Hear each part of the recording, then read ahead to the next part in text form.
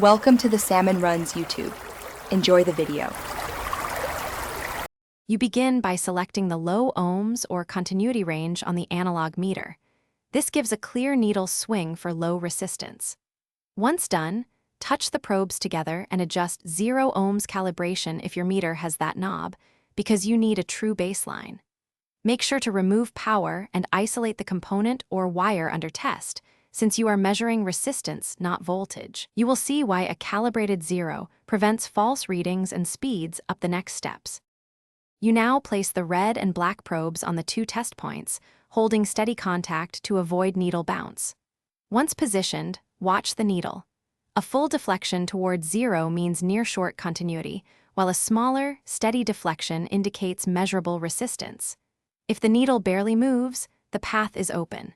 Make sure to subtract your earlier 0 ohms adjustment from the reading, because probe and lead resistance affect the result, and you want the true component resistance. You finish by confirming continuity through the full path. Check connectors, solder joints, and any switches with correct positions, because intermittent faults hide in joints. Once done, if readings are inconsistent, clean the contact surfaces and reseat connectors, then retest. Small corrosion or loose contact causes spurious needle movement. If ambiguity persists, compare against a known good reference part or borrow another meter to rule out your analog device. This isolates whether the problem is the circuit or the instrument. Thanks for watching. Consider subscribing if we helped you.